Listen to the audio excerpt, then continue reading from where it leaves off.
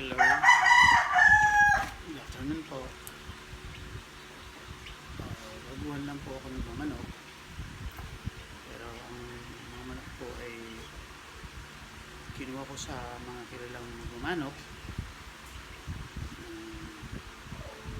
Ito po, galing po kay Reaper Badcat, kay Dave Lang.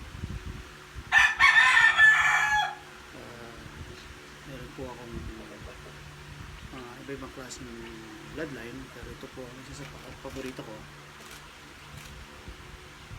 Ito po yung tinatawag na Lepnos family. Nakikita niyo po, gustong-gusto ko po yung kanyang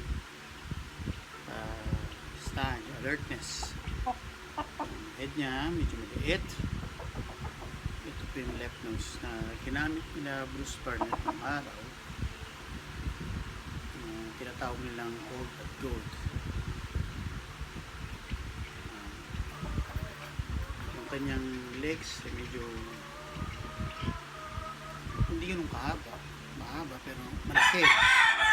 Yung kanyang shank medyo sakto lang. Yan. Yung kanya pong buntot, gusto ko po at balancing. Ito po ay 6 months old.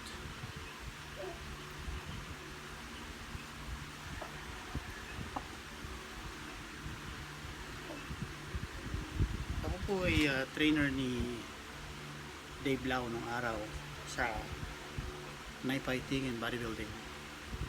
Mahilig po ako sa pagmamanok.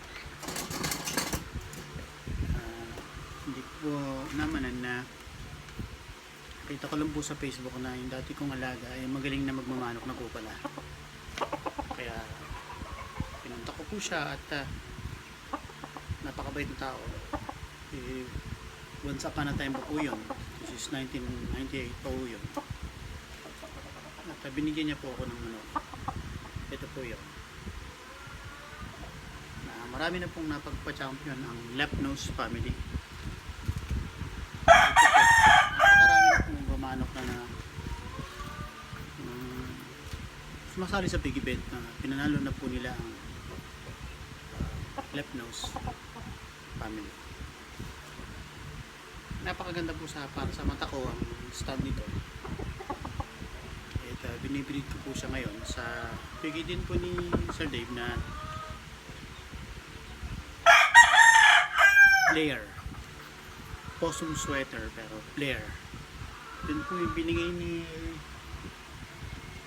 Carol Nasmith kay Sir Dave noong mga panahon po na regalo niya po yun sa anak ni Sir Dave.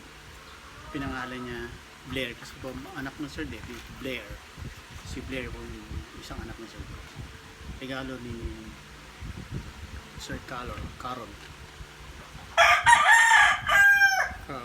Si Carol po ay ninong ni Sir Dave ni Boss Dave sa kasal at saka sa anak niyang si Blair.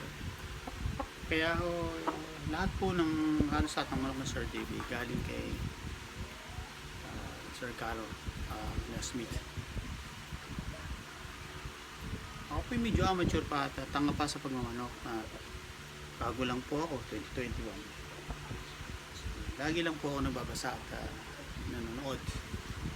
Nanalo na rin po ako sa mga ibang event. Kaya hindi po yung malalaki. Mga 3 hits lang ako, 2 hits lang ako.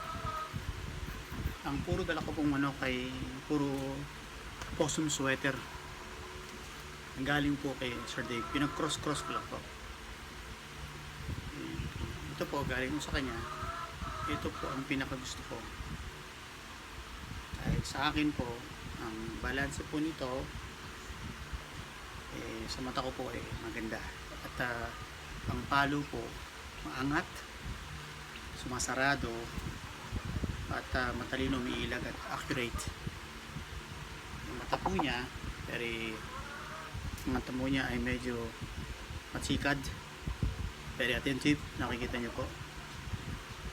Attentive po yan. At yung kanyang nakikita niya sa peripheral vision niya, mabilis siyang lumilingon. Kanyang paa, pag po inangat nyo, makikita nyo po ay parang nakasalok po siya.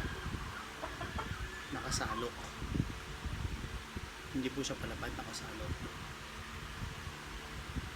Tapos ay yung decrease po ng buntot niya, hindi po siya nakababa, hindi po siya angat na angat. So ang station niya po, medium to high. Sana po ma-appreciate niya mga manok po pagdating ng panahon. Sana po makilala din ang kamukha ninyo. Maraming salamat.